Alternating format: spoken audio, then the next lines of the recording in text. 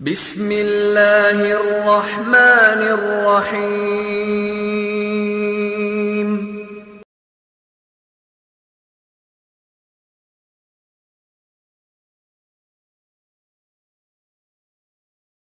ان الحمد للہ نحمده ونستعینه ونستغفره ونعوذ باللہ من شرور انفسنا ومن سیئات اعمالنا من يهده الله فلا مضل له ومن يضلل فلا هادي له واشهد ان لا اله الا الله وحده لا شريك له واشهد ان محمدا عبده ورسوله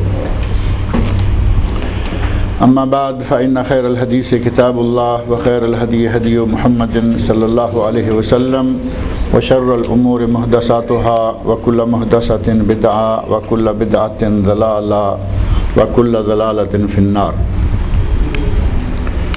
رب اشرح لي صدري ويسر لي امري واحلل عقدة من لساني يفقهوا قولي رب اعوذ بك من همزات الشياطين واعوذ بك رب ان يحضرون۔ اعوذ بالله السميع العليم من الشيطان الرجيم۔ قتل الانسان ما اكفره من اي شيء خلقه من نطفة خلقه فقدره ثم السبيل يسره ثم اماته فاقبره ثم اذا شاء انشره كلا لما يقض ما امره فلينظر الانسان الى طعامه انا سببنا الماء صبا ثم شققنا الارض شقا فانبتنا فيها حبا وعنبا وقضبا وزيتونا ونخلا وحدائق غلبا وفاكهة وأبا متاعا لكم ولأنعامكم۔ یہ سورۃ عبسہ، اس کا پہلا حصہ ہم پڑھ چکے ہیں، اور جیسا کہ میں نے عرض کیا تھا کہ اس کا نام اس کی پہلی ہی آیت کے اندر بلکہ پہلا ہی لفظ ہے عبس وتولی ان جاءہ الاعمی۔ اس سورت کو علماء تفسیر نے دو حصوں میں تقسیم کیا ہے، 1 سے لے کے 16 تک آیات، اور ان 1 سے لے کر 16 تک آیات میں بظاہر یہ لگتا ہے کہ نبی صلی اللہ علیہ وسلم کے بارے میں کچھ سخت الفاظ اللہ تعالیٰ نے استعمال فرمائے ہیں، جبکہ اصلاً وہ سرزنش، وہ تنبیہ بھی کفار کو ہی ہے، لیکن نبی صلی اللہ علیہ وسلم کے واسطہ سے، آپ کے توسط سے۔ اور یہ معروف ہے کہ کبھی سنانا کسی کو ہوتا ہے لیکن ظاہراً کسی اور کو سنایا جاتا ہے۔ تنبیہ اور زجر و توبیخ اور برے کرتوت کا تذکرہ تو کفار کا ہے، لیکن نبی صلی اللہ علیہ وسلم کو خطاب کرتے ہوئے اور کہا گیا کہ اے میرے نبی، آپ کن لوگوں کے پیچھے لگے ہوئے ہیں؟ یہ کوئی اس لائق نہیں ہے کہ آپ اپنے آپ کو ہلکان کر دیں، یہ اس لائق نہیں ہے کہ آپ اپنے چاہنے والوں کو، ہدایت چاہنے والوں کو، طالبان اور متلاشیان حق کو چھوڑ کر ان کے پیچھے لگیں، یہ اس لائق نہیں ہے۔ بات اصل یہ ہے کہ یہ اس لائق نہیں ہے، ان کی یہ قدر و قیمت نہیں ہے، ان کی یہ حیثیت نہیں ہے، لیکن چونکہ یہ بتانا نبی صلی اللہ علیہ وسلم کو ہے اور سنانا ان کو ہے۔ ہمارے ایک مثال بڑی معروف ہے، کہتے ہیں کہ کہنا بیٹی کو اور سنانا بہو کو، مثال ہے نا۔ اب بہو کے ڈائریکٹ منہ نہیں لگتے، ڈرتے ہوئے کہ کہیں وہ کھل گئی تو مسئلہ لمبا نہ ہو جائے، اپنی بیٹی کو باتیں کریں گے لگا کے، لیکن سارا کچھ سنا رہے ہیں اپنی بہو کو۔ اسی طرح کا کچھ معاملہ ہے کہ یہاں کوئی ڈر تو نہیں، اللہ رب العزت، کسی سے کیا ڈر ہو سکتا ہے، خالق و مالک کائنات کا، لیکن ڈائریکٹ کہنے کی بجائے نبی صلی اللہ علیہ وسلم سے مخاطب ہو کر ان کو کہ اے میرے نبی، یہ لوگ اس لائق نہیں ہیں۔ اور 1 سے لے کر 16 تک جب یہ انداز اختیار فرمایا تو اس کے بعد جو انداز ہے وہ بدل گیا، اور سیدھا سیدھا کفار کے بارے میں، جیسا کہ قتل الانسان ما اکفرہ، کتنے ہی یہ لعنتی ہیں، قتلہ کا ایک ترجمہ لعنتی بھی کیا گیا ہے، کتنے لعنتی ہیں، کتنے یہ ہلاک ہونے کے لائق لوگ ہیں، یہ غارت ہو جائیں، یہ کتنے ناشکرے ہیں۔ اب ظاہر ہے کہ یہ تو نبی صلی اللہ علیہ وسلم سے کوئی تعلق نہیں رکھتا، یہ معاملہ سیدھا سیدھا اب آیت 17 سے اللہ رب العزت نے خطاب ہی ان کو کر دیا اور معاملہ صاف طور پر ان کے اوپر ڈال دیا کہ یہ کتنے ظالم ہیں، نعمتیں کھاتے ہیں اور شکر نہیں کرتے، پوری کائنات میں شب و روز اللہ کی نعمتوں سے فائدہ اٹھاتے ہیں اور شکر کرنے کی بجائے یہ کفران نعمت کی روش اپنائے ہوئے ہیں، اور پھر انسان کو اس کی اپنی تخلیق کی طرف توجہ دلاتے ہوئے من ای شیء خلق، انہیں اسے پیدا کس چیز سے کیا گیا ہے؟ من نطفۃ، اللہ نے اسے نطفہ سے پیدا کیا، من نطفۃ خلقہ فقدر، نطفے سے پیدا کر کے پھر اندازے مقرر کیے۔ یہ دنیا میں بعد میں آتا ہے، اس کے بارے میں سارے اندازے طے ہو جاتے ہیں، یہ کالا ہوگا، گورا ہوگا، یہ نامکمل ناقص پیدا ہوگا، مکمل پیدا ہوگا، اس کے اعضاء کیسے ہوں گے، اسے رزق کہاں سے ملے گا، یہ کن کن ملکوں میں جائے گا روزی کمانے کے لیے یا دھکے کھانے کے لیے، یہ کیا کیا کرے گا، یہ سارا کچھ اللہ تعالیٰ نے اس کے دنیا میں آنے سے پہلے مکمل کر دیا۔ انسان کو پیدا کیا، خلقہ من نطفۃ فقدر، اور اس کے بعد اس کے جتنے بھی معاملات ہیں ان سب کو اللہ تعالیٰ نے طے کر دیا، معاملات مقرر کر دیے اور اس کے لیے راستہ آسان کر دیا۔ پچھلی نشست میں نے یہ ذکر کیا تھا کہ راستہ سے مراد دونوں باتیں ہیں، ایک یہ کہ ماں کے پیٹ سے اس کے لیے نکلنے کا راستہ آسان کر دیا یا دکھا دیا، اور دوسرا یہ کہ اس کو دونوں راستے بتا دیے، یہ سیدھا راستہ ہے، یہ الٹا راستہ ہے، یہ جنت کو لے جائے گا، یہ جہنم کو لے جائے گا۔ اور فرمایا ثم اماتہ فاقبر، پھر اللہ نے اسے مار دیا اور اسے قبر میں رکھوا دیا، قبر میں پہنچوا دیا۔ اب ظاہر ہے کہ اللہ رب العزت جو اس انسان کو بناتا ہے وہ اس کو مارنے پر بھی قادر ہے۔ اس نے اسے نطفے سے، پانی کی بوند سے بنایا، پانی کی بوند سے یہ درجہ بدرجہ ماں کے پیٹ میں بڑھتا رہا، پورا انسان ہو کر ماں کے پیٹ سے یہ باہر آیا۔ اب اس کے پھر زندگی کے مراحل ہیں، بچپن ہے جب یہ چل پھر نہیں سکتا، اس کو کسی کی انگلی کا سہارا چاہیے، ذرا سنبھلتا ہے، دوڑنا بھاگنا شروع کرتا ہے، کما نہیں سکتا، اس کے دانت نہیں ہیں، کچھ چبا نہیں سکتا۔ یہ کتنے مراحل ہیں، سارے مراحل کو اللہ تعالیٰ ایک ایک کر کے انسان کے سارے مراحل کو مکمل کرتا ہے۔ لڑکا ہو گیا، پھر جوان ہو گیا، بچپن، لڑکپن، جوانی اور بڑھاپا، اور پھر سٹھیانے والی عمر، 60 کے آگے گیا تو کہتے ہیں یہ بوڑھا سٹھیا گیا ہے، یعنی 60 سے کہ یہ اب آگے پیچھے کی ادھر کی ادھر کرنے لگ گیا ہے۔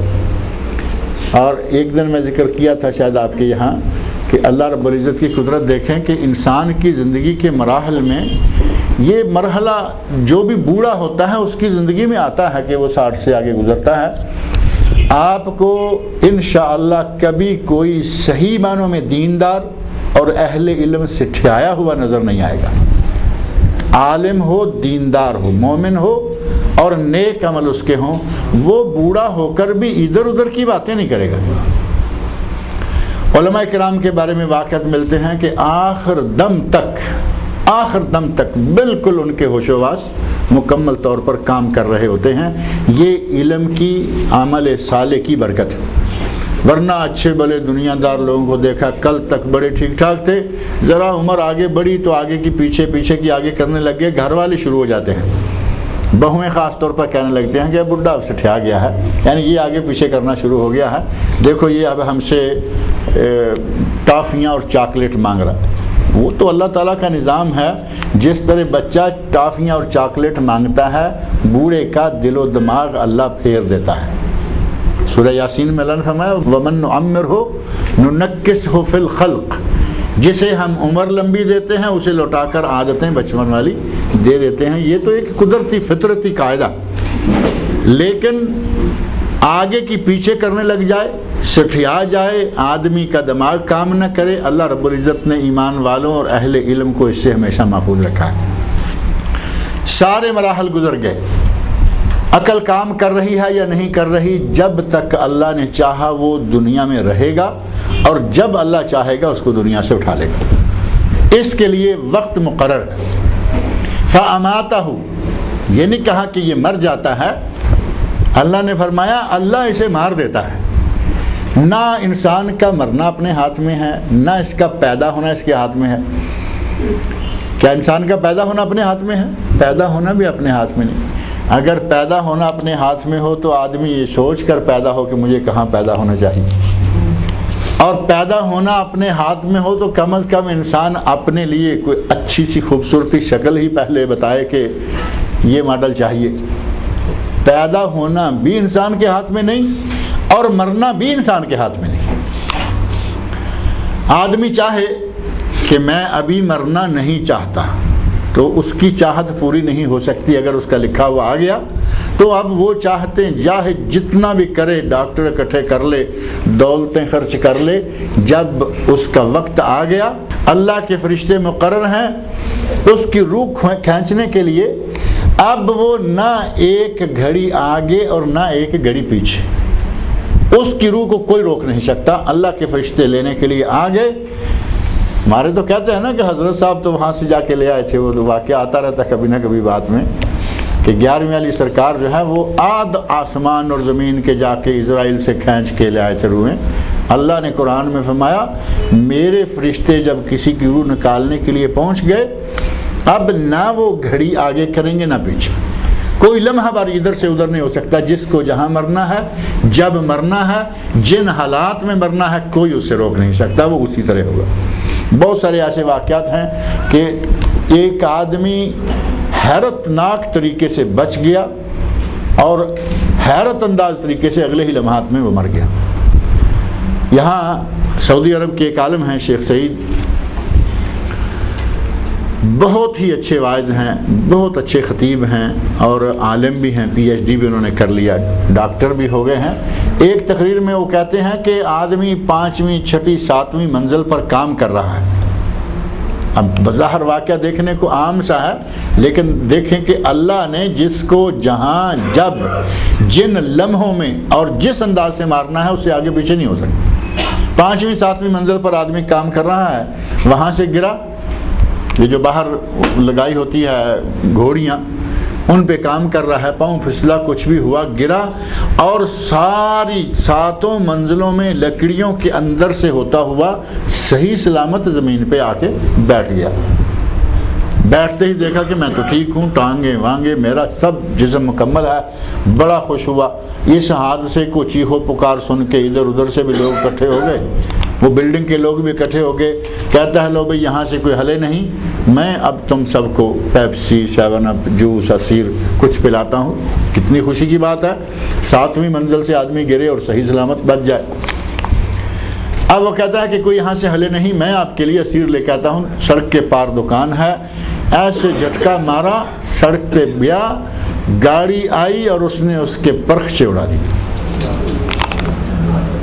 اندازہ کریں کہ کہاں سے گرا۔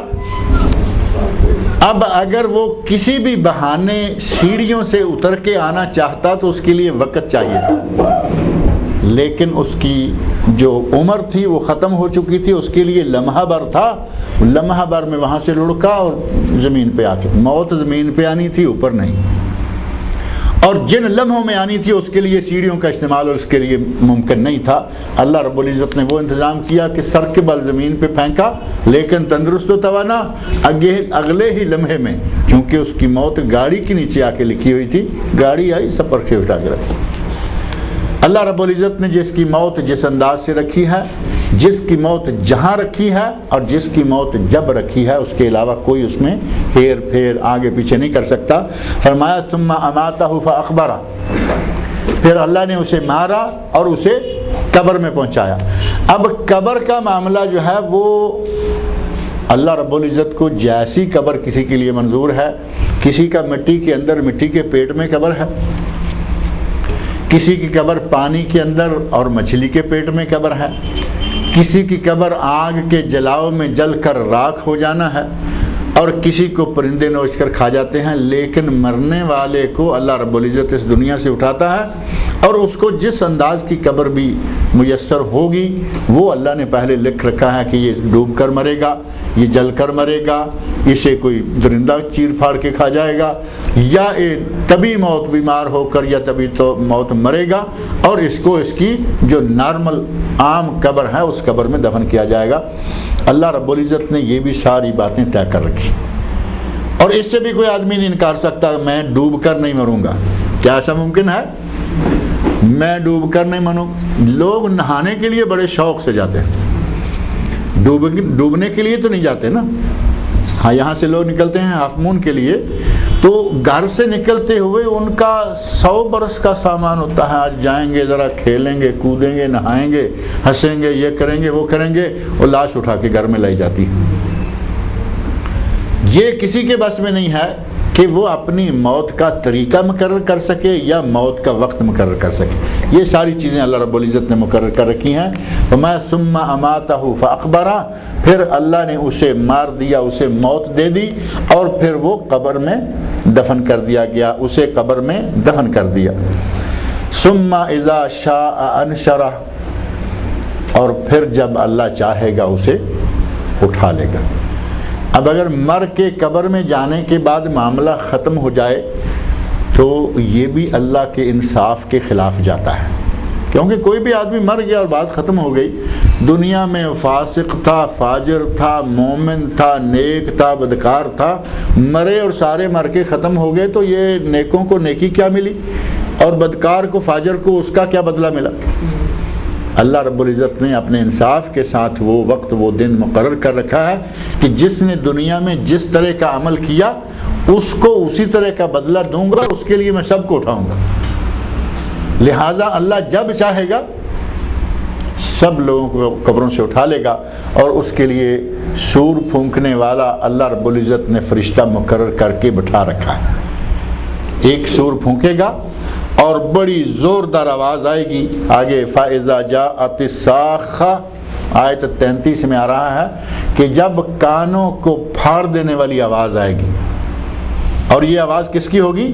اسرافیل کی۔ اسرافیل جو سور پھونکے گا اس کی آواز ہوگی، اور وہ کانوں کو پھاڑتی ہوئی ایسی دلوں کو دہلا دینے والی آواز ہوگی۔ ایک مرتبہ اس سے ختم ہوں گے، وہ پھر اللہ کے حکم سے جب اللہ چاہے گا پھر وہ پھونک مارے گا، اور قبروں میں پڑے سارے لوگ اٹھ کر اپنی قبروں سے باہر آ جائیں گے۔ اللہ نے فرمایا ثم اذا شاء انشرہ، پھر اللہ جب چاہے گا اس کو دوبارہ نکال دے گا، دنیا میں منتشر کر دے گا، دنیا میں لے آئے گا۔ الباس والنشور، عربی میں یہ جملہ معروف ہے کہ قبروں سے اٹھایا جائے گا اور نشر کرنا پھیلا دینا، یعنی انسان قبروں سے نکلیں گے اور ادھر ادھر پھیل جائیں گے پروانوں کی طرح، کسی کی کوئی منزل نہیں ہوگی، کوئی جگہ نہیں، کوئی ٹھکانہ نہیں، اسی طرح گھومتے ہوئے کل فراش المبثوث، جیسا کہ سورۃ تکاثر میں الہاکم التکاثر، کل فراش المبثوث، یا دوسری صورت میں ہے انسان جس طرح پروانے شمع کے گرد گھومتے ہیں، کوئی منزل نہیں، کوئی ٹھکانہ نہیں، اس انداز سے قیامت کے دن انسان جو ہیں وہ باہر نکل کر گھومتے پھریں گے۔ اور یہ اللہ رب العزت نے ٹائم مقرر کر رکھا ہے، یہ نہیں کہ جب چاہے۔ ایک آدمی آج مرا ہے، ایک آدم علیہ السلام کے زمانے میں مرا ہوا ہے، ایک ابھی اور آگے جا کے مرے گا، ان سب کو اللہ رب العزت ایک ہی وقت میں اٹھائے گا۔ اور نبی صلی اللہ علیہ وسلم ارشاد فرماتے ہیں انا اول من ينشق عنه القبر ولا فخر، سب سے پہلے میری قبر پھٹے گی، سب سے پہلے میری قبر پھٹے گی۔ اور اللہ رب العزت اس وقت انسانوں کو جس حال میں اٹھائے گا، کتب حدیث میں سنن ترمذی، سنن نسائی، سنن کبریٰ بیہقی اور مستدرک امام حاکم حدیث کی ان 4-5 کتابوں میں نبی صلی اللہ علیہ وسلم کی ایک حدیث ہے۔ آپ ارشاد فرماتے ہیں کہ انسان کو قیامت کے دن انسان کو مادرزاد ننگا اٹھایا جائے گا۔ وہاں قبر میں کپڑے کہاں باقی بچے ہوئے ہوں گے، کوئی کپڑا نہیں ہوگا۔ جس طرح انسان دنیا میں ننگا پیدا ہوتا ہے، قبروں سے اسی انداز سے ننگا، حفاتن عوراتن غرلن، حفاتن عوراتن مشاتن غرلا، نبی صلی اللہ علیہ وسلم فرماتے ہیں کہ ننگے غیر مختون بے ختنہ، جس طرح بچہ پیدا ہوتا ہے مکمل وہی شکل ہوگی۔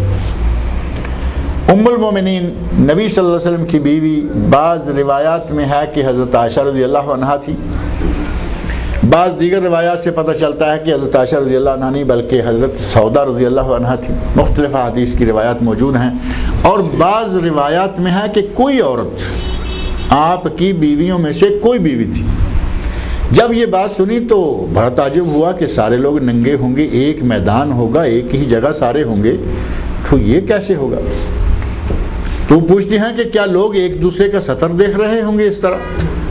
تو آپ نے فرمایا اے بنت صدیق، وہ وقت کہاں، یوم یفر المرء من اخیہ وامہ وابیہ وصاحبتہ وبنیہ لکل امرئ منہم یومئذ شان یغنیہ۔ یہ آگے آیات وہ بھی آ رہی ہیں، آیت نمبر 34 سے لے کر 37 تک۔ فرمایا کہ اس دن ہر آدمی اپنی اپنی پڑی ہوگی، کوئی کسی کو دیکھ بھی نہیں سکے۔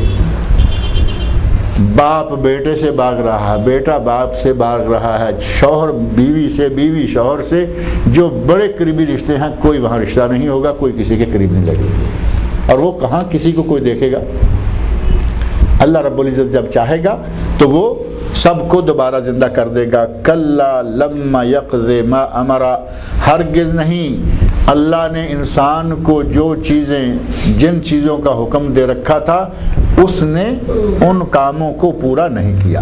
کلا ہرگز پورا نہیں کیا، لما یقض ما امرا، اللہ رب العزت نے جو حکم اس کو دے رکھا تھا اس کی اس نے بجا آوری نہیں کی، اس کو پورا نہیں کیا، اس کی صحیح معنوں میں جو تابع فرمانی بنتی تھی وہ انسان نے نہیں کیا۔ فَلْيَنْظُرِ الْإِنسَانُ إِلَىٰ طَعَامِهِ، انسان کبھی اپنے ارد گرد دیکھے، اپنی روزی روٹی کے بارے میں غور کرے۔ اللہ نے فرمایا فَلْيَنْظُرِ الْإِنسَانُ إِلَىٰ طَعَامِهِ، دور تو چھوڑ دو، کم از کم اپنے سامنے آپ کے دفتر، آپ کے دسترخوان پر، دسترخوان لگا ہوا ہے، نعمتیں پڑی ہوئی ہیں، روٹی بھی ہے، چاول بھی ہے، طرح طرح کا سلاد بھی ہے، سویٹ ڈش ہے، فلان ڈش ہے، فلان ڈش ہے، کبھی یہ تو توجہ کرو کہ یہ اتنی نعمتیں کیسے آئیں؟ یہ ساری کی ساری نعمتیں جو آج تمہاری ٹیبل پر پڑی ہیں، تمہاری دسترخوان پر پڑی ہیں، یہ کیسے اکٹھی ہو گئی؟ اللہ نے فرمایا فَلْيَنْظُرِ الْإِنسَانُ، انسان کو چاہیے، اللہ کو پہچاننا ہو تو کوئی مشکل نہیں ہے۔ وَفِي أَنفُسِكُمْ، ایک تو فرمایا کہ تمہارے اندر ہی اللہ کی نشانیاں موجود ہیں، قرآن میں فرمایا وَفِي أَنفُسِكُمْ، تمہارے اپنے نفسوں میں اللہ کی پہچان موجود ہے، اور کائنات ساری کی ساری اللہ کی پہچان، اللہ کی دلیل، اللہ کے وجود کی پہچان ہے۔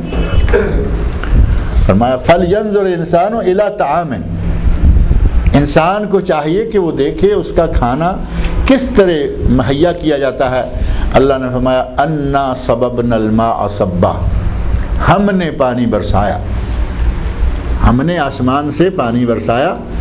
اور یہ جو بادل ہوتے ہیں، ہم دیکھتے ہیں بادلوں میں بعض دفعہ جہاز پہ سفر کر رہے ہوں تو جہاز بادلوں کے اندر سے گزر کے جاتا ہے، نیچے ہوتا ہے، درمیان آ جاتا ہے، اوپر نکل جاتا ہے، لیکن کوئی ہمیں تو وہاں پانی نظر نہیں آتا کہ یہ بڑا پانی لدا ہوا ہے، حالانکہ یہ موجود ہے بات کہ بادل پانی سے لدے ہوئے ہوتے ہیں، لیکن اصل حقیقت یہ ہے کہ وہ پانی اللہ کی منشا سے، اللہ کی مرضی سے، اللہ کے حکم سے، بادل زمین سے، ہماری سائنس بھی یہ تو آپ مان گئی نا بات کہ زمین سے جو اللہ نے یہ سمندر، دریا اور بے شمار ندی نالے بنائے ہوئے ہیں، ان سے پانی بخار بن کر اوپر کو اٹھتا ہے۔ اس بات کو تو سائنس نے تسلیم کر لیا۔ اب اوپر کہاں جاتا ہے؟ وہ بادلوں کی شکل میں فضاؤں میں موجود رہتا ہے، اور ان کو ہوائیں ادھر ادھر لیے پھرتی ہیں۔ اس کا تذکرہ قرآن کریم کے اندر موجود ہے۔ اللہ رب العزت بادلوں کو ہواؤں کے ذریعے کبھی ادھر کبھی ادھر، اور ہم دیکھتے ہیں نیچے سے کبھی دیکھیں بارش ہونے کے قریب آئی ہوئی ہو، بادل امڈے ہوئے ہوں تو کبھی بادل بھاگتے ہوئے ادھر جا رہے ہیں، کبھی دیکھیں گے ادھر جا رہے ہیں۔ اللہ رب العزت کے حکم سے ہوائیں ان کو ادھر ادھر لیے پھرتی ہیں۔ ان میں پانی کہاں ہے؟ یہ اللہ رب العزت اپنی قدرتوں سے ان کو حکم دیتا ہے فلاں علاقے میں اب یہ پانی گراؤ، اور پانی کیسے گراؤ یہ بھی اللہ تعالیٰ کا اپنا نظام ہے، کہیں بوند بوند، باریک باریک، قطرہ قطرہ، کہیں وہی بوندیں موٹی، اور کہیں ان بوندوں کو سخت پتھر کی طرح اولے بنا کر، برف کے پیس بنا کر وہ گراتا ہے۔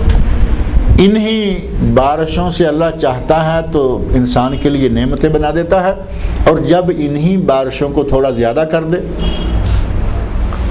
اللہ رب العزت کے کام دیکھیں، وہی بارش انسان دعائیں مانگ مانگ کے مانگتا ہے، یا اللہ بارش دے، یا اللہ ہمیں بارش دے، اور وہی بارش تھوڑی سی زیادہ ہو جائے تو وہ رحمت جو ہے ایک نقطہ بڑھ کے زحمت ہو جاتی ہے۔ اللہ رب العزت بارشوں کو کہاں برساتا ہے، بادلوں پہ جو اللہ نے فرشتے مقرر کر رکھے ہیں ان کو کہاں کہاں پہنچاتے ہیں، ہوائیں ان کے حکم سے اس کو کہاں لے جاتی ہیں، اور کہاں پانی پڑتا ہے۔ یہ نہیں کہ بادل جب چاہیں جہاں چاہیں اپنا پانی گرا دیتے۔ کتب حدیث میں ایک واقعہ ملتا ہے، ایک آدمی ایسے ہی کھلی فضا میں جنگل میں جا رہا ہے، اوپر کچھ بادل تھوڑا سا بنا، بادلوں سے اسے آواز آئی کہ فلاں انسان کے باغیچے کو پانی دو۔ اب وہ بادلوں کی طرف دیکھتا ہے تو کہتا ہے کہ اوپر چھوٹا سا ایک بادل کا ٹکڑا ہے، اب مجھے آواز آئی، میں دیکھتا ہوں کہ کوئی میرے دائیں بائیں آگے پیچھے کوئی انسان نظر نہیں آتا کہ یہ آواز کہاں سے آئی گئی۔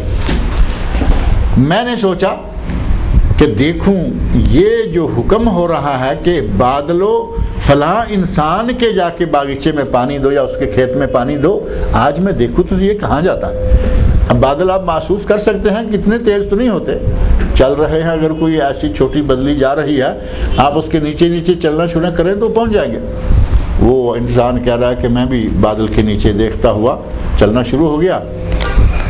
کیا دیکھتا ہوں کہ تھوڑا آگے جا کر ایک چھوٹی سی ٹیلا ٹائپ جگہ ہے، ٹیلے کے اوپر پانی پڑنا شروع ہوا، بارش ہونا شروع ہو گئی، بوندیں گرنا شروع ہو گئیں، اور پانی ایک نالی کی شکل میں بن کر ایک کھیت کی طرف چلنے لگا، اور ہلکی پھلکی بوندیں کھیت کے اوپر بھی بارش کی شکل میں پڑ رہی، اکٹھا پانی ایک جگہ بھی گرا دیا، اور اس فصل کو، اس کھیت یا اس باغ کی فصل کو دھونے کے لیے اس کے اوپر بھی باقاعدہ بارش کی شکل ہو گئی، یعنی فصل کے پتے بھی دھل گئے، صاف ستھرے ہو گئے، نیچے زمین کے لیے کھلا پانی بھی پہنچ گیا۔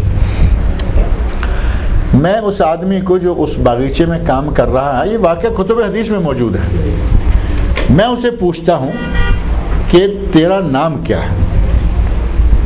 وہ آدمی اپنے کھیت میں کام کر رہا ہے، اس کے پاس کسی ہے وہ زمین کو کھیڑنے سیدھا کرنے والی، اور وہ نالیاں والیاں سیدھی جیسے آدمی انتظام کر رہا ہوتا ہے نا کہ اللہ تعالیٰ پانی دے گا اور آئے گا۔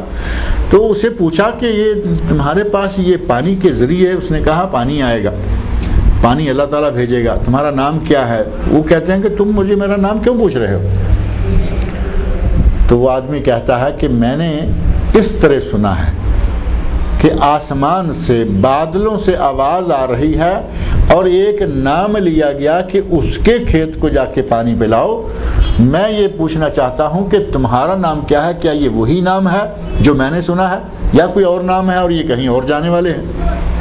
اس آدمی نے نام بتایا، وہ وہی نام تھا جس کی آواز بادلوں سے آئی تھی۔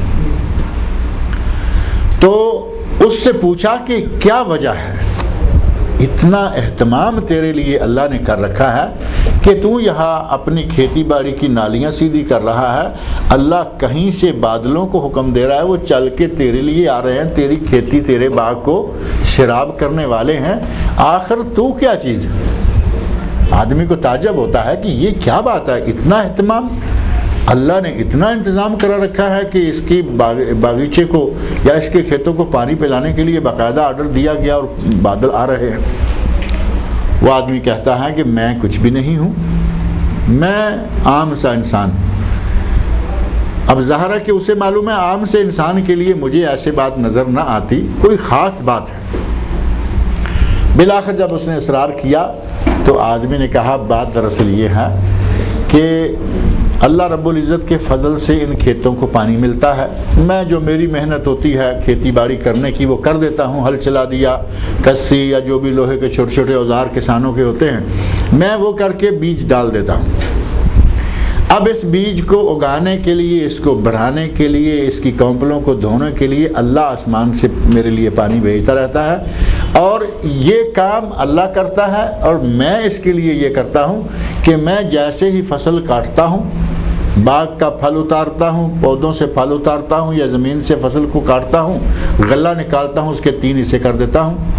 ایک حصہ اپنے گھر والوں کے لیے، ایک حصہ اللہ کے لیے فی سبیل اللہ، اور تیسرا حصہ جو ہے وہ میں سنبھال کے رکھ دیتا ہوں جو اگلی مرتبہ زمین میں ڈالنا ہے.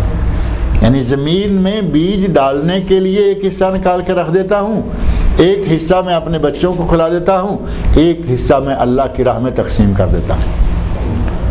آدمی نے سن کے کہا کہ اسی لیے بادلوں تک کو تیرے لیے اسپیشل چلایا جاتا ہے کہ جاؤ اور جا کے فلاں آدمی کے باغیچے کو پانی دو.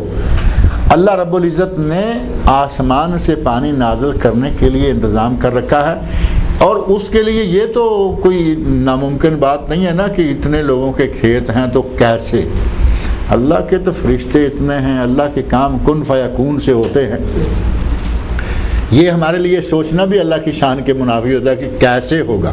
وہ اللہ ہے، وہ کوئی یہ ہماری عام دنیا داری کے حاکموں کا معاملہ نہیں ہے. احکم الحاکمین، پوری کائنات کا خالق و مالک، وہ جیسے چاہے وہ کر سکتا ہے. لمحات میں جو بھی چاہے پوری دنیا کی کائل پلٹ کر رکھ دے، یہ اس کے ہاتھ میں ہے، اس کے لیے آسان ہے. فرمایا انا سببنا الماء سبا، ہم نے پانی برسایا. سببنا سبا یعنی خوب پانی برسایا. ثم شققنا الارض شقا، اور ایک خاص انداز سے ہم نے زمین کو پھاڑ دیا. اب کسان زمین کو پہلے کھیتی باڑی کر کے زمین کو کھول کر اس کے اندر دانہ پھینک کر اوپر سے بند کر دیتا ہے. اوپر سے بند کر دیا، پھر پانی دیا تو ظاہر ہے کہ اوپر سے زمین اور سخت ہو جاتی ہے. پہلے جب اس نے ہل چلائی تو زمین نرم ہو گئی، دانے پھینک دیے اور اوپر اس نے پھر لکڑی کے ساتھ وہ اس کو پلین کر دیتے ہیں ساری زمین کو، اور جب پانی لگائے گا تو کیا ہوگا؟ اوپر سے پھر وہ پتھر کی طرح سخت ہو جائے گی. اللہ فرما رہے ہیں کہ ہم پھر اپنی قدرت کے ساتھ اس زمین کو اپنے انداز سے پھاڑتے ہیں. ثم شققنا الارض شقا، ہم زمین کو پھاڑتے ہیں. یہاں دانہ پڑا ہوا ہے، اللہ رب العزت چاہے تو دانہ وہیں ختم ہو جائے، بسم ہو جائے. مٹی کے اندر گئی تو چیز آپ کو معلوم ہے لوہا ختم ہو جاتا ہے، لیکن جب اللہ نے اس کو محفوظ رکھنا ہے، اس سے کونپل اگانی ہے، اس سے پودا اگانا ہے. چھوٹے چھوٹے باریک باریک دانوں سے اتنے بڑے بڑے درخت نکلتے ہیں. آپ یہ جو بڑ کا درخت ہے، یہ تو آپ دیکھتے ہیں کتنا بڑا درخت ہوتا ہے، اتنا یہ پنکھے کے سائز کے تو اس کے پتے ہوتے ہیں، ذرا تھوڑے چھوٹے ہوں گے، اور کتنا پورے بہت ساری جگہ کو وہ سایہ کیے ہوئے ہوتا ہے. آپ نے کبھی اس کا بیج دیکھا ہے؟ ایک اس کا وہ جو دانہ سا ہوتا ہے اس کے اندر سینکڑوں بیج ہوتے ہیں، سرسوں کی طرح، بلکہ سرسوں سے بھی باریک ہوتے ہیں. اور وہ جو باریک سا دانہ ہے اس سے یہ بڑ کا درخت نکلتا ہے جو اتنی کھلی جگہ پہ پھیلا ہوا ہوتا ہے، اتنی لکڑی، اتنے پتے. اللہ رب العزت اس باریک سے دانے کو زمین میں محفوظ رکھتا ہے، اور وہ دانہ جب زمین سے پھٹ کے اوپر نکلنا چاہتا ہے، اللہ نے فرمایا کہ اس دانے میں قوت نہیں ہے کہ زمین کو پھاڑ کے نکلے. انا شققنا الارض شقا، ہم زمین کو پھاڑتے ہیں. اللہ رب العزت نے ہمارے لیے کتنا انتظام فرما رہا ہے کہ اپنے کھانے کو تو دیکھو. اگر اپنے سامنے پڑے کھانے کی نعمتوں پہ غور کرو گے مجھے پہچان سکو گے.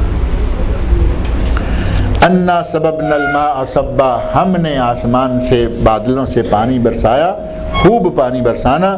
ثم شققنا الارض شقا، اور پھر کبھی آپ یہ بھی محسوس کریں گے کبھی کبھی ایسا ہوتا ہے کہ کوئی پودا بہت باریک سا پودا نکل رہا ہے، لیکن ہمیں اس کے باہر نکلنے سے پہلے اوپر سے کافی ساری جگہ جو ہے نا وہ پھٹی پھٹی محسوس ہوتی ہے. لگتا ہے کہ نیچے اب پودا باہر آنے والا ہے، جیسے انڈا دیکھیں، انڈے سے بچہ نکلنے لگتا ہے، اس سے پہلے انڈا پھٹ چکا ہوتا ہے۔ جب وہ بچہ نکلنے کا وقت آتا ہے، انڈے کا چھلکا باہر کا پھٹنا شروع ہو جاتا ہے۔ جب اللہ چاہتا ہے بچہ باہر منہ نکال دیتا ہے، چوزا۔ زمین کے اندر سے بیج کے پھٹنے کے بعد، اس سے کونپل نکلنے کے بعد، زمین سے اللہ اس کو کیسے نکالتا ہے؟ آپ کبھی تو دیکھیں گے کہ تھوڑی زیادہ جگہ جو ہے وہ ابری ہوئی نظر آ رہی ہے، اور کبھی دیکھیں گے کہ زمین بالکل پلین ہے، اس کے اندر سے بالکل ایک باریک جیسے لوہے کی سلاخ آتی ہے، اس طرح ہرے رنگ کا نرم و نازک پودا باہر منہ نکال رہا ہے۔ جس زمین کو کسان نے پہلے نرم کیا، پھر اس میں بیج ڈالا اور اوپر اس کو پلین کر دیا، پانی دے کے پتھر کی طرح سخت کر دیا، اس میں سے نرم و نازک کونپل بڑے مزے کے ساتھ باہر منہ نکال کے آگے۔ اب وہ کونپل میں طاقت نہیں تھی کہ وہ باہر نکالتی، اللہ نے اس کے سامنے جو زمین آ رہی ہے اس کو پھاڑ دیا، کھول دیا، اور اس کونپل کے لیے راستہ بنا دیا۔ اللہ نے فرمایا ثم شققنا الارض شقا، پھر ہم نے زمین کو پھاڑا، فانبتنا فیہا حبا، اور ہم نے اس میں سے زمین سے اناج اگایا۔ حب یہاں عربوں میں مشہور ہے بڑا، جتنے دانے ہوتے ہیں حب، ایک تو حب ہے یہ جو آتے جاتے بیج ہے نا چھوٹے چھوٹے، اس کو بھی حب کہا جاتا ہے، اور گندم، جو، جوار، چاول جن کے دانے ہیں غلوں کے، یہ بھی حب ہیں۔ اناج جتنا بھی ہے حب میں شمار ہوتا ہے، اور نوجوانوں نے حب وہ بنا لیا جو آتے جاتے کھاتے جاتے ہیں، اور اتنا بعض لوگوں میں بعض علاقوں میں وہ دانہ بیج جو ہے وہ اتنا کھایا جاتا ہے، یہ کوئی تربوز کا بیج ہوتا ہے، کوئی سورج مکھی کا ہے، کوئی کسی کا ہے، اور بعض علاقوں میں وہ اتنا کھایا جاتا ہے کہ لڑکوں نے باقاعدہ کچھ علاقوں کا سفر ناپنا ہو تو وہ نہیں کہتے کہ اتنے کلومیٹر ہے، مثال کے طور پر کہیں گے نا کہ خبر سے لے کر حفوف تک کتنا سفر ہے، تو کہیں گے کیسین حب، یعنی 2 تھیلے بیج کے چاہیے، 2 تھیلے جانے کھاتے کھاتے کھانے تک ہم وہاں حفوف پہنچ جائیں گے، کیسین حب یہ سفر ہے۔ تو وہ اللہ رب العزت نے یہ دانے، یہ دیکھیں چلتے پھرتے کھا رہے ہیں، مزے لے رہے ہیں، کچھ دانے ہیں ان کو پیس کے آٹا بنایا جا رہا ہے، کچھ دانے ہیں ان کو گلا کر، چاول بھی دانے ہیں انہیں ہی گلا کر کھایا جا رہا ہے۔ اللہ رب العزت نے فرمایا فَأَنبَتْنَا فِيهَا حَبًّا، پھر ہم نے اس زمین میں دانے اور اناج اگایا، وَعِنَبًا وَقَضْبًا، اور صرف اناج دانے کی شکل میں نہیں بلکہ تمہارے لیے میٹھے میٹھے خوبصورت مزیدار انگور بھی نکالے۔ اللہ نے میٹھے خوبصورت مزیدار قسم کے دانے نکالے جو کہ انگور کے دانے ہیں۔ وَعِنَبًا وَقَضْبًا، اور تمہارے لیے زمین سے ترکاری بھی نکالی۔ سالن پکانے کے لیے اب روٹی مل گئی، چاول بھی مل گئے، اب صرف چاول بھی تو نہیں کھائے جاتے ہیں نا، اس کے لیے ترکاری چاہیے، اس کے لیے کدو چاہیے، اس کے لیے فلاں چیز چاہیے، اس کے لیے فلاں چیز چاہیے۔ اللہ نے فرمایا کہ ہم نے تمہارے لیے دانے اناج اگایا، تمہارے لیے ترکاری بھی اگائی، کھانے کے لیے فروٹ مہیا کیا، اور تمہارے لیے دانے دار انگور۔ کبھی انگور کے دانے پر غور کر کے دیکھا ہے؟ اتنا بڑا گچھا انگور کا، اور پتلی سی باریک سی درمیان میں اس کے ٹہنی ہے، یعنی وہ آپ 100-150 دانہ انگور کا ہے، اس کو سب کو نکال کے بعد میں جہاں وہ سارے دانے لگے ہوئے تھے اس کو دیکھیں، وہ باریک سے 2-4 دانے ادھر ادھر اس کے باریک باریک دھاگے کی طرح، لیکن اللہ رب العزت نے کس خوبصورتی کے ساتھ، انجینئرنگ کی انتہا ہے۔ اللہ کی قدرتوں کے مقابلے میں کوئی انجینئر کیا ہوگا، اتنی خوبصورتی سے 100-150 دانہ تھوڑے سے حصے میں سمایا ہوا ہے، ایک دوسرے کے اوپر چڑھا ہوا ہے، اور بڑا عجیب سے۔ انار دیکھ لیں، انار کا باہر چھلکا ہے، ایک چھری مار کے کھول کے دیکھیں کس انداز سے، اور پھر ہر 10-15 دانے کے بعد ایک چھوٹی سی باریک جھلی آ جائے گی۔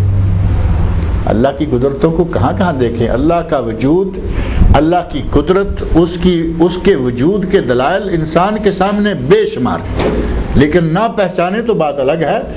اپنے اندر سے لے کر اپنے دائیں بائیں ہر طرف اللہ کی قدرت کی اور اللہ کے وجود کی نشانیاں جو ہیں وہ موجود ہیں۔ فرمایا کہ ہم نے اسے انگور دیے، اسے ترکاری دی، زمین سے انگور پیدا کیے، زمین سے ترکاری پیدا کی، وَزَيْتُونًا وَنَخْلًا، اس کے سالن کے لیے اور اس کے کھانے کے لیے زیتون بھی، جو اللہ تعالیٰ کی طرف سے بڑی بابرکت چیز ہے۔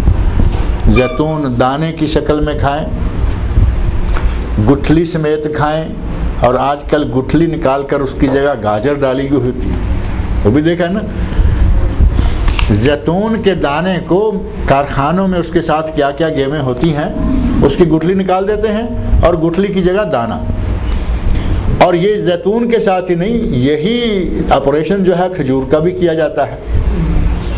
کھجور گٹھلی سمیت کھائیں تو موجود ہے، اور آج ہمارے پاس کھجور کی گٹھلی نکال دی، اس کے اندر بادام کا دانہ رکھا ہوا ہے، کہیں کھجور کی گٹھلی نکال دی، اندر کاجو کا دانہ بھرا ہوا ہے۔ اللہ رب العزت کی یہ ساری نعمتیں ہیں۔ اللہ نے فرمایا کہ ہم زیتون پیدا کرتے ہیں اور نخل کھجور پیدا کرتے ہیں۔ زیتون کے دانے کے ساتھ بھی وہی معاملہ کر دیتے ہیں، اس میں گاجر یا کوئی چیز اور بھر دی، اور کھجور کے ساتھ بھی، لیکن اللہ رب العزت کی یہ ساری کتنی بڑی نعمتیں ہیں۔ اور خاص طور پر زیتون کا تو اللہ رب العزت نے زیتون کی تو قسم کھائی، والتین والزیتون، اللہ نے قسم کھائی تین کی، زیتون کی، وطور سینین وہذا البلد الامین، طور سینا کی اور مکہ مکرمہ کی، وحدائق غلبہ، اور یہ کہیں انگور جو ہے وہ چھوٹی سی بیل ہوتی ہے، وہ آپ اپنے گھر کے کچن گارڈن پہ بھی چڑھا سکتے ہیں، اپنی ہی چھت پہ بھی چڑھا لیں تو کام چل جاتا ہے۔ گھروں کے اندر یہ انگور کی بیلیں ہوتی ہیں۔ اللہ نے فرمایا کہ یہ چھوٹی چھوٹی کچن گارڈن کی حد تک نہیں، میں نے تمہارے لیے بڑے بڑے باغ، گھنے وسیع باغ اگائے۔ اور وہ آپ دیکھتے ہیں اللہ رب العزت کی اس زمین پر اللہ کے فضل و کرم سے اگے ہوئے باغ جن جن علاقوں میں ہیں، یہاں آپ حفوف کی طرف نکل جائیں، ہمیں یہاں تو ہر طرف ریت ہی ریت نظر آتی ہے، صحرائی علاقے ہیں، لیکن قصیم میں چلے جائیں، حفوف میں چلے جائیں، طائف میں چلے جائیں، آگے ادھر نکل جائیں جنوب کی طرف، آپ کو باغات نظر آئیں گے۔ اور ہمارے علاقے تو الحمدللہ بڑے سرسبز و شاداب ہیں ہی، ہمارے علاقوں میں تو ہر طرح کے آم ہے، سنترا ہے، یہ ہے، وہ ہے، سیب ہے، بے شمار باغات ہوتے ہیں۔ اللہ رب العزت فرمایا وحدائق غلبہ، ہم نے گنجان، بہت بڑے بڑے اور بڑے گنجان باغات بھی تمہارے لیے اسی زمین سے نکالے۔ وفاکہۃ وابا، اور ہم نے تمہارے لیے پھل پیدا کیے، اور ساتھ ہی تمہارے جانوروں کے لیے گھاس، نباتات اور چارہ بھی پیدا کیا۔ اللہ رب العزت کا انتظام دیکھیں کہ جس سے ہمیں گوشت ملتا ہے، جس سے ہمیں دودھ ملتا ہے، جو ہماری سواری کے کام آتا ہے، جو ہماری بار برداری کے کام آتا ہے، سامان اٹھا کے ادھر سے ادھر لے جا رہے ہیں، اللہ رب العزت نے ان کے لیے انتظام کر رکھا ہے، اور اس کا تذکرہ کر دیا کہ صرف تمہارے کھانے کے لیے سارا کچھ نہیں ہم کرتے رہتے، تمہارے زیر استعمال جانوروں کے لیے چارہ بھی ہم اسی زمین سے اگاتے ہیں۔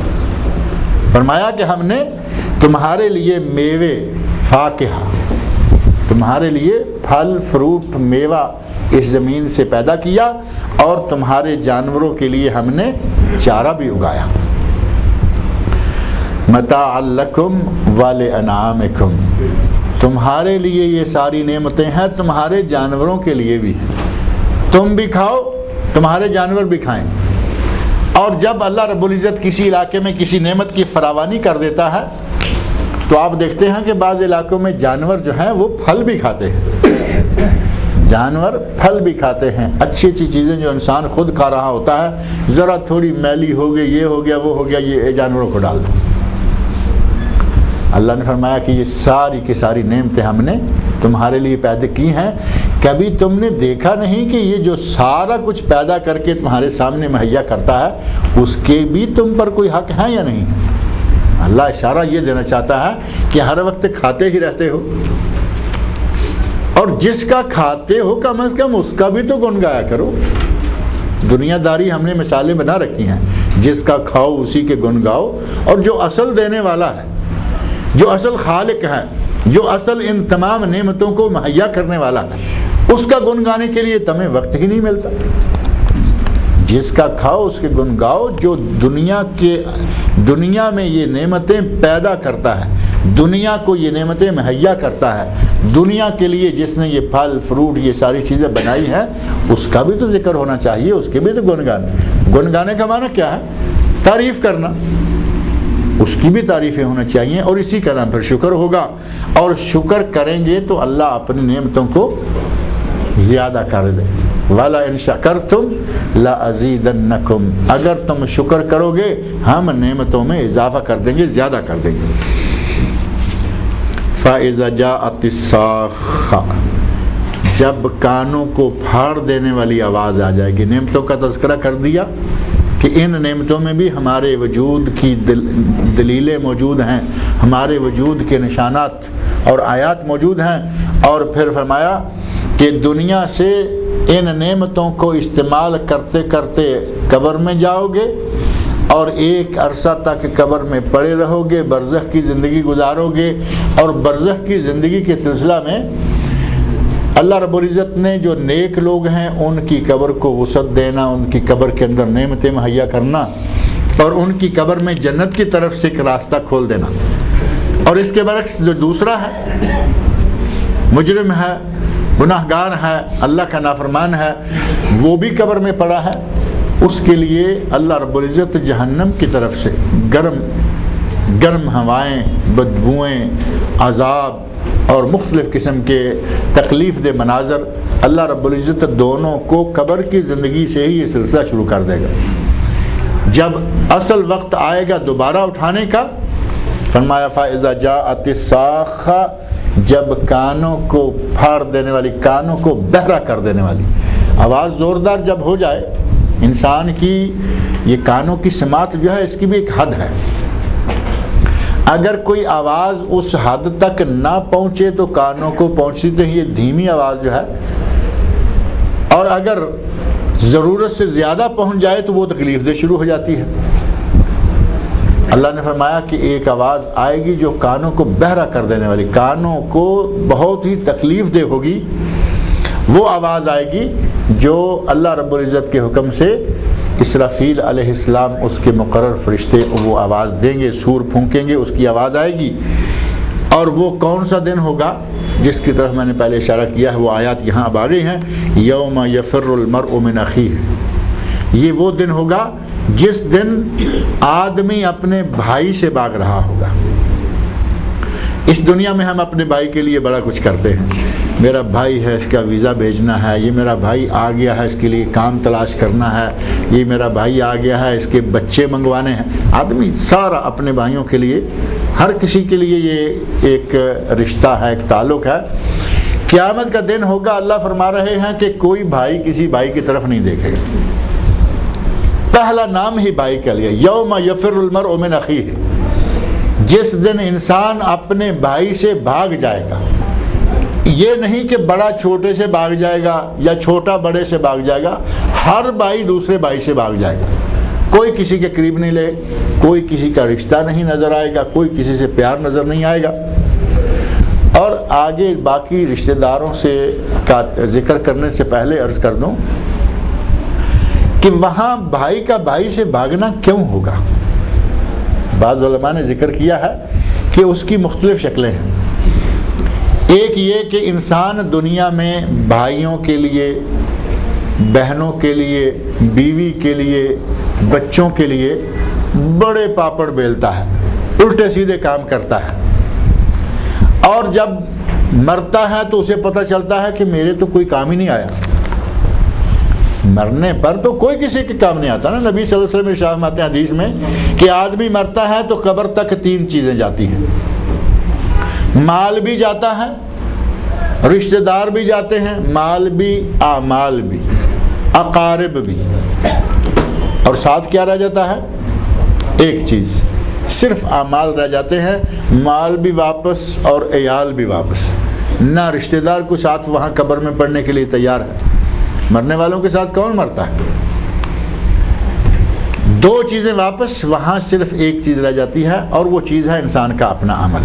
اگر عمل ٹھیک ہے تو معاملہ، دنیا میں آدمی نے ہر الٹا سیدھا کام کیا، غلط سلط کام کیے، میرے بھائی کے لیے، میری بیوی کے لیے، میرے بچوں کے لیے میں یہ کروں، میں یہ کروں، میں یہ کروں، اور جب مرتا ہے تو کوئی کسی کام نہیں آتا، قبر میں یہ اکیلا، جب اسے اٹھایا جائے گا تو کہے گا تو ان میں سے تو کوئی میرے کسی کام ہی نہیں آیا تھا۔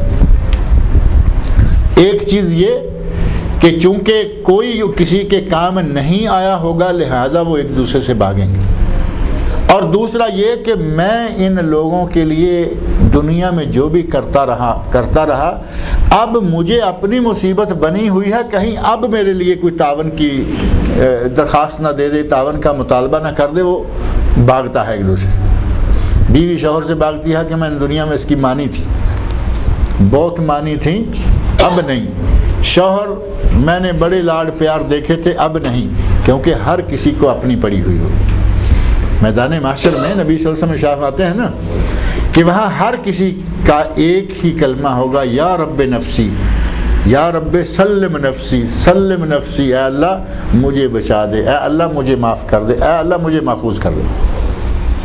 وہاں سارے یا رب نفسی، یا رب نفسی، یا رب امتی والے تو ایک ہی ہوں گے نا، حضرت محمد رسول اللہ صلی اللہ علیہ وسلم سارے نفسی نفسی کہنے والے، اور نبی صلی اللہ علیہ وسلم امتی امتی کہنے والے، باقی کوئی کسی کا بھائی، کوئی کسی کی بیوی، کوئی کسی کی بیٹی، کوئی کسی کی ماں، جتنے بھی رشتے ہیں وہ سارے رشتے ایک دوسرے سے بھاگتے ہوئے نظر آئیں گے۔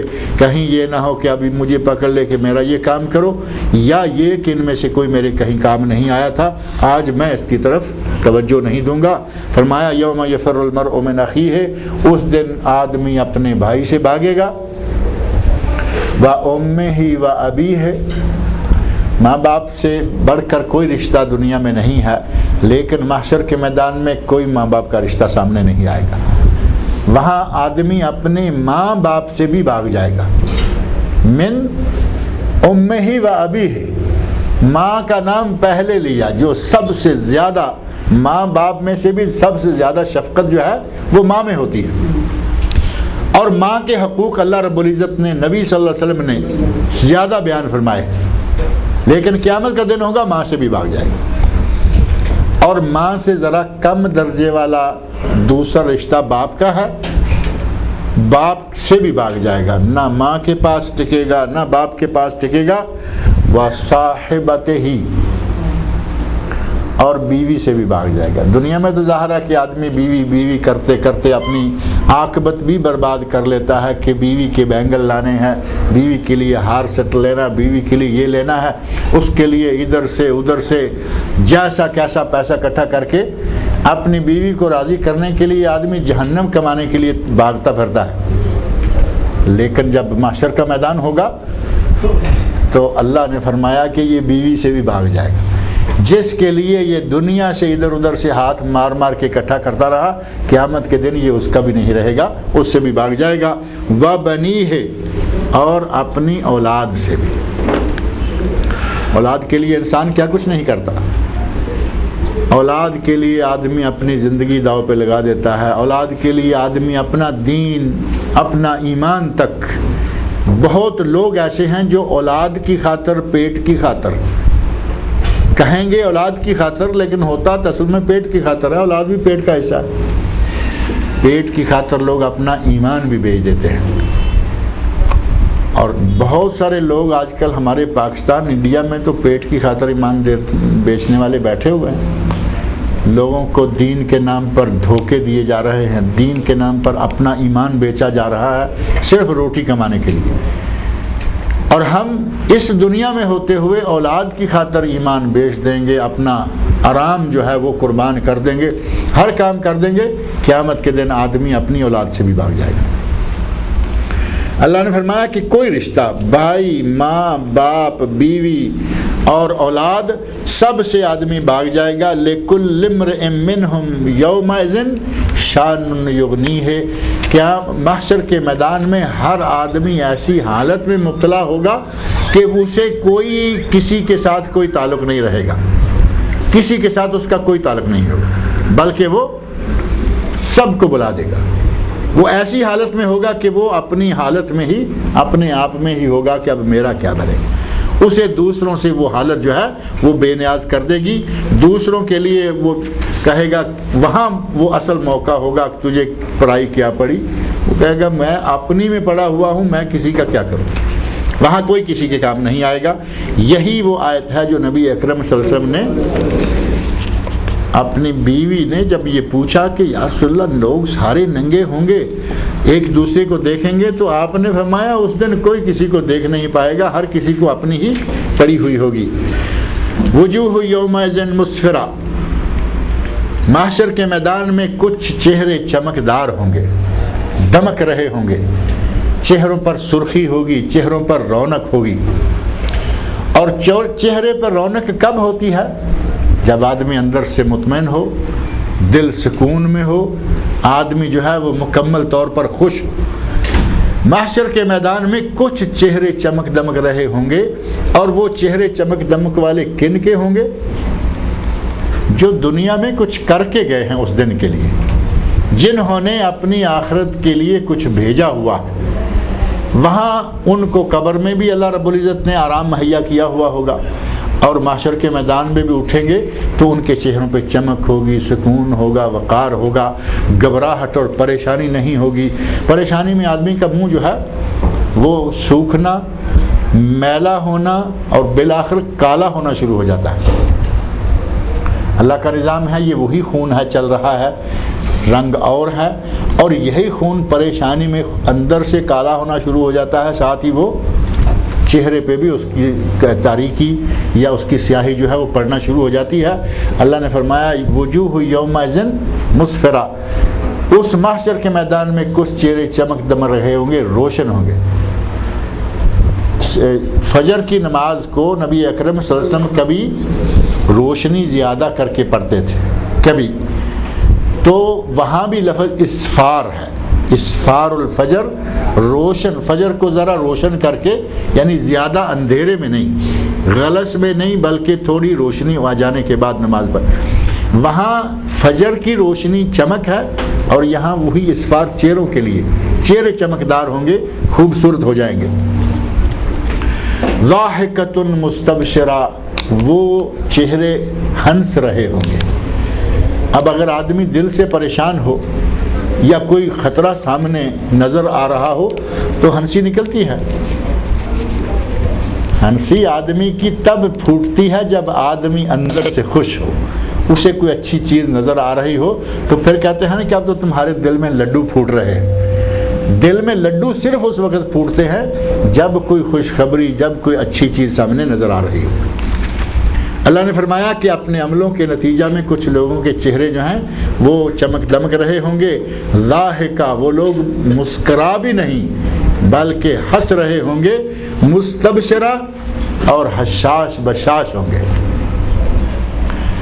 دل مطمئن ہو تو چہرہ حشاش بشاش، تازہ، اور ساتھ ہی ہنستا ہوا نظر آئے گا۔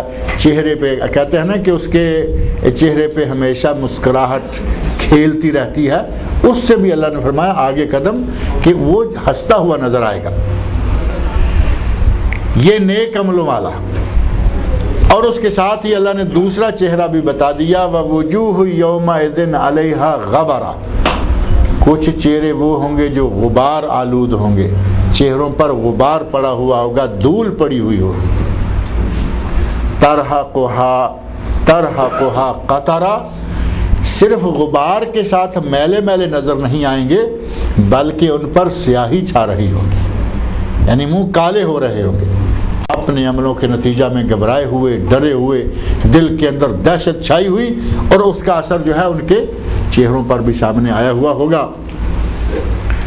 فرمایا وَوُجُوهُ يَوْمَئِذٍ عَلَيْهَا غَبَرَةٌ، کچھ چہرے ایسے ہوں گے کہ ان پر غبار، دھول جمی ہوئی ہوگی، ترہقھا قطرہ، اور ان پر سیاہی تاریکی جو ہے وہ چڑی ہوئی ہوگی۔ اولئک ھم الکفرۃ الفجرہ، یہ کون سے چہرے ہیں؟ کافروں کے چہرے ہیں، فاسقوں، فاجروں اور گناہگاروں کے چہرے ہیں۔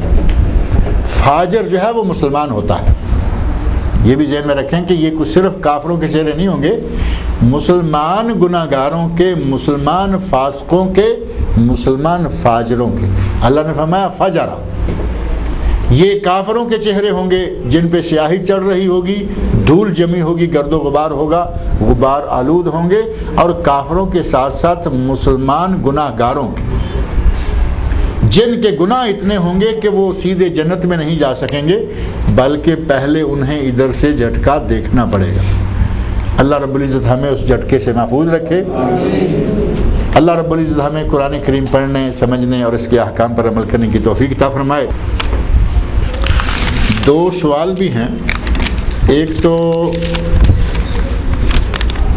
جرابوں پر مسح کے بارے میں ہے کہ جرابوں پر مسح کب شروع ہوتا ہے اور کس وقت ختم ہوتا ہے، اور مسح کرنے کا صحیح طریقہ کیا ہے۔ کچھ لوگ بوٹوں پر بھی مسح کرتے دیکھے گئے ہیں۔ مسافر و مقیم کب تک مسح کر کے نماز پڑھ سکتے ہیں، اور تھوڑی سی پھٹی ہوئی جرابوں کا کیا حکم ہے۔ مسح کے بارے میں اگر آپ لوگ اردو نیوز پڑھتے ہیں تو پچھلے جمعہ کے شمارے میں جو ساتھ روشنی آتا ہے، اس روشنی میں میرا یہی موضوع تھا، جرابوں پر مسح کے بارے میں۔ تو میرا خیال ہے اردو پڑھ لیا کریں، اردو نیوز جو پڑھ سکتے ہیں، اس میں کچھ اچھے مضمون بھی ہوتے ہیں۔ نام اس کا روشنی ہے، ہمارے ایک بھائی ہیں عالم دین ہیں، وہ کہتے ہیں کہ وہ روشنی نہیں، وہ اندھیرا ہے، کیونکہ اس میں کبھی کبھی وہ دوسری باتیں بھی آتی رہتی ہیں، تو اس کا نام لے کے کہتے ہیں وہ روشنی نہیں، وہ تو اندھیرا ہے۔ بہرحال اچھے مضمون بھی ہوتے ہیں، دوسرے بھی ہوتے ہیں۔ تو پچھلے جمعہ کے جو سوالوں جوابوں کا صفحہ ہوتا ہے ان کا، اس کا تقریباً 1/3 جو ہے اس میں میرا یہی مضمون تھا۔ مختصر یہ کہ جرابوں پر مسح کرنا جائز ہے۔ چمڑے کے موزے جو ہوتے ہیں ان کے مسح میں تو کوئی اختلاف نہیں، کوئی کرے یا نہ کرے الگ بات ہے، لیکن سب کا اتفاق ہے۔ البتہ دوسری جو نائلون کی اور کاٹن کی یا کسی اور چیز کی جرابیں بنی ہوتی ہیں، ان جرابوں پر مسح کے بارے میں علماء احناف کو اعتراض ہے، وہ نہیں کرتے یا اپنے لوگوں کو کرنے کا حکم اجازت نہیں دیتے، جبکہ انہی میں سے علامہ شارانی رحمہ اللہ گزرے ہیں، علماء احناف میں سے حنفی عالم ہیں، انہوں نے اپنی کتاب المیزان الکبریٰ میں ذکر کیا ہے۔ اصل میں علماء احناف کا یہ ہے کہ امام ابو حنیفہ رحمہ اللہ نے مسح کرنا جائز قرار نہیں دیا۔ حدیث رسول میں ایک چیز کا ذکر آ جائے، امام نے اگر جائز قرار نہیں دیا تو ان کو حدیث نہیں پہنچی، لہٰذا اس کو اسی حد تک چھوڑ دیں۔ ان کے عزت و احترام کے باوجود اب یہ ضروری تو نہیں ہے نا کہ امام صاحب سارے دین کے حافظ ہوں، کوئی چیز پہنچی کوئی نہیں پہنچی۔ بہرحال امام شارانی رحمہ اللہ حنفی عالم ہیں، انہوں نے اپنی کتاب المیزان الکبریٰ میں ذکر کیا ہے کہ واقعی امام ابو حنیفہ رحمہ اللہ کو شروع میں حدیث نہیں ملی تھی اور وہ قائل نہیں تھے، لیکن وفات سے کچھ عرصہ پہلے جرابوں پر مسح کرنے کی حدیث ان کو پہنچ گئی اور انہوں نے اپنے پہلے قول سے رجوع کر لیا۔ اب کچھ علماء نے تو یہ نقل کر دیا، لیکن جو اکثریت ہے وہ اپنی بات پہ اڑے ہوئے ہیں، اور ان کے معروف ہے کہ جب کہیں کنڈی ان کی اڑ جائے، سوئی کہیں اڑ گئی تو اڑ گئی، اب وہ ادھر سے ادھر ہونے کے لیے تیار نہیں ہوتے۔ حالانکہ کوئی صحیح بات پہنچ جائے تو اس کو لے لینا چاہیے، اختیار کر لینا چاہیے۔ جرابوں پر مسح کرنا جائز ہے، اور جرابوں پر مسح کا وقت کب شروع ہوتا ہے؟ ابھی مغرب کی نماز پڑھ کر یا عصر کی نماز، بلکہ عموماً ظہر کی نماز پڑھ کے، سردیوں میں ظہر میں ذرا پانی تھوڑا گرم ہوتا ہے، یہاں تو ہر وقت ہر موسم میں گرم رہتا ہے کیونکہ ہیٹر لگے ہوئے، گیزر لگے ہوئے ہیں۔ یہ معاملہ ہے کھلی جگہوں کا، دیہاتوں کا، جہاں یہ چیزیں نہیں ہوتی، تو سردی کے موسم میں بھی دوپہر میں آدمی ذرا دھوپ کی وجہ سے موسم تھوڑا اچھا ہوتا ہے، عموماً اس وقت جرابیں پہنتے ہیں وضو کر کے۔ اب ظہر میں یا کسی بھی نماز میں، مثال کے طور پر ظہر کے وقت کسی نے وضو کیا اور وضو کر کے جرابیں پہن لی، دونوں پاؤں میں باوضو ہونے کی حالت میں جرابیں پہن لی، اب یہ جرابوں کو پہنتے ہی مسح کا وقت شروع نہیں ہو جائے گا۔ جب تک آپ کا وضو قائم ہے تب تک وضو قائم ہے۔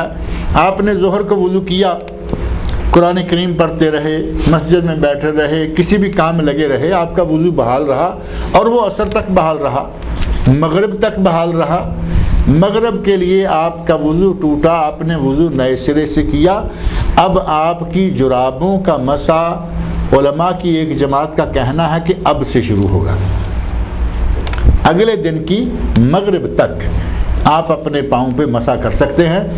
نمازیں آپ کی کتنی ہو جائیں گی؟ 5 سے بڑھ جائیں گی، کیونکہ ظہر کا آپ نے وضو کیا تھا اور 24 گھنٹے تو ہوتے ہیں ظہر کو ظہر تک، لیکن چونکہ وضو بحال رہا مغرب تک آپ کی 5 کی بجائے 7 نمازیں ہو جائیں گی مسح کے ساتھ پڑھنے کے لیے۔ آپ کا جب وضو ختم ہوا تب سے آپ مسح کی مدت شروع کریں اور 24 گھنٹے کے لیے آپ کی مسح کی مدت ہے۔ اور بعض علماء نے کہا کہ جب نئی اگلی نماز کے لیے آپ وضو کرتے ہیں تب مسح کا وقت شروع ہوگا۔ اس میں زیادہ احتیاط اسی میں ہے کہ جس وقت سے آپ کا وضو ٹوٹا اور آپ نے نیا وضو کیا، ظاہر ہے وضو ٹوٹے گا، آپ نیا وضو کریں گے، اس وقت سے مسح کی مدت کا آغاز ہوا۔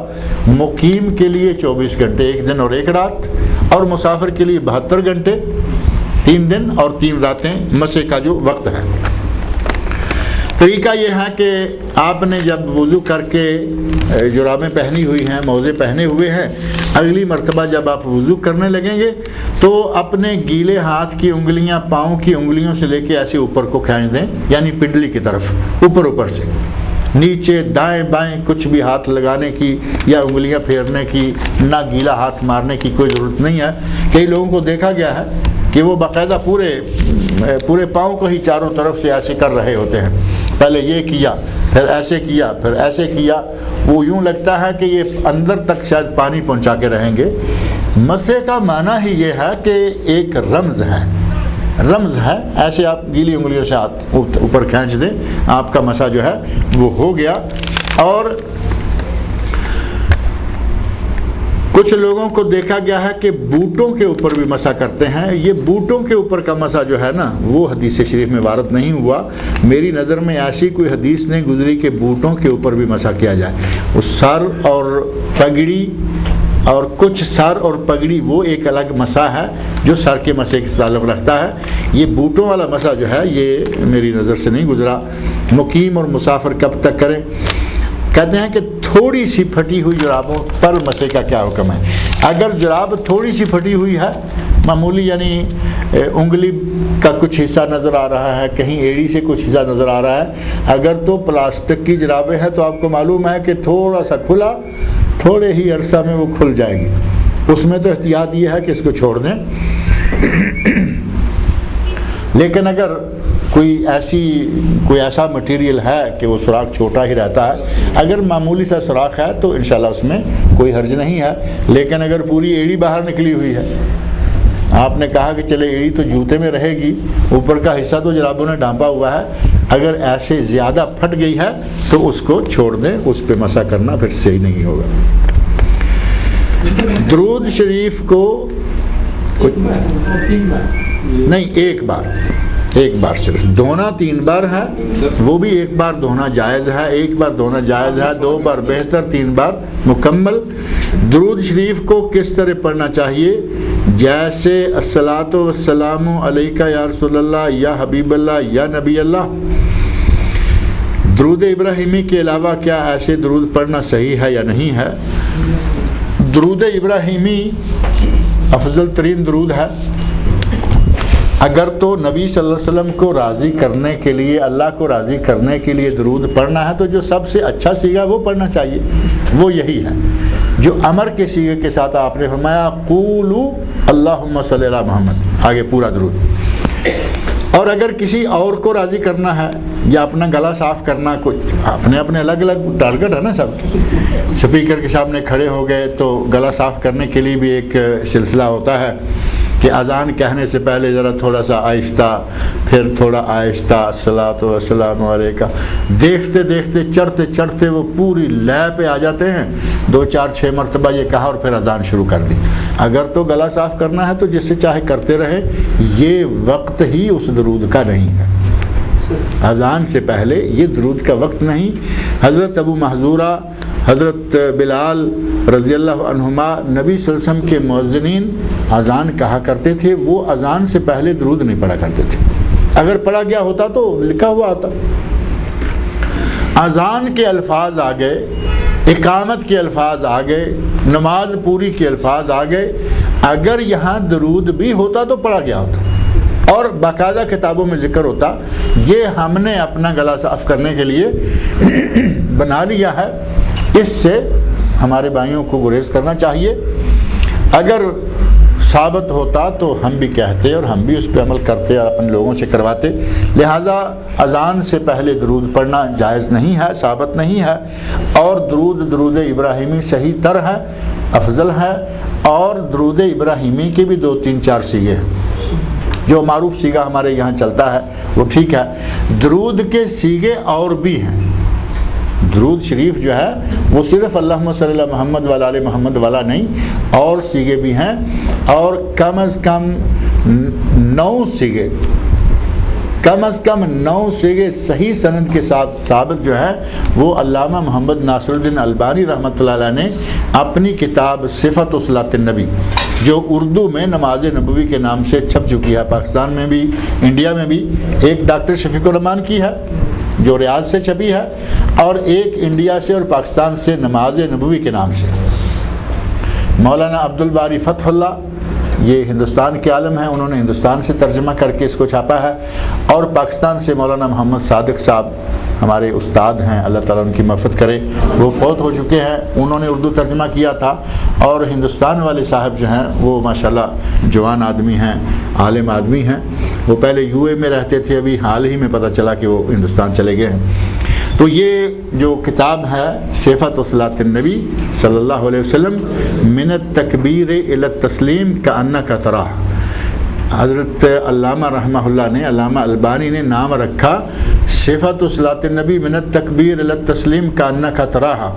تکبیر تحریمہ سے لے کر سلام پھیرنے تک نبی صلی اللہ علیہ وسلم کی نماز کا طریقہ گویا کہ آپ اپنی آنکھوں سے دیکھ رہے ہیں کہ نبی صلی اللہ علیہ وسلم نے نماز کیسے پڑھی. یعنی نماز کا آنکھوں دیکھا حال. یہ کب؟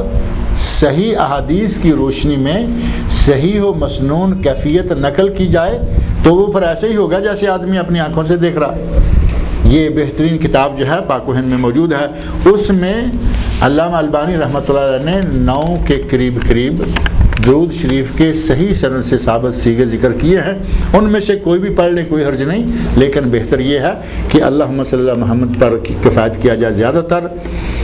اور یہ جو ہے نا الصلاۃ والسلام علیکہ یا رسول اللہ، یہ تو ایک ضد کے ساتھ بنایا گیا درود ہے. یہ تو کہتے ہیں کہ وہابیوں کو چڑھانے کے لیے ہم یہ درود پڑھتے ہیں، وہابیوں کو چڑھانے کے لیے کہ اس میں یا رسول اللہ آتا ہے. وہابی ایسا کہتے نہیں، وہ نہ یا رسول اللہ کہتے ہیں، نہ یا حبیب اللہ کہتے ہیں، نہ یا نبی اللہ کہتے ہیں، اور وہ زور سے کہتے ہیں جیسے انہیں محسوس ہو جائے کہ کوئی ایسا دیکھنے والا سننے والا، اور بڑھ چڑھ کے کہتے ہیں. تو یہ درود انہوں نے کوئی ثواب کے لیے نہیں، وہ تو ضد کوٹ رہے ہیں، ضد اپنی پوری کر رہے ہیں. درود شریف وہی بہتر ہے جو کہ درود ابراہیمی کے نام سے ہے. اللہ تعالیٰ مجھے اور آپ سب لوگوں کو نیک عمل کی توفیق عطا فرمائے. اللہ تعالیٰ ہمیں صحیح دین کی سمجھ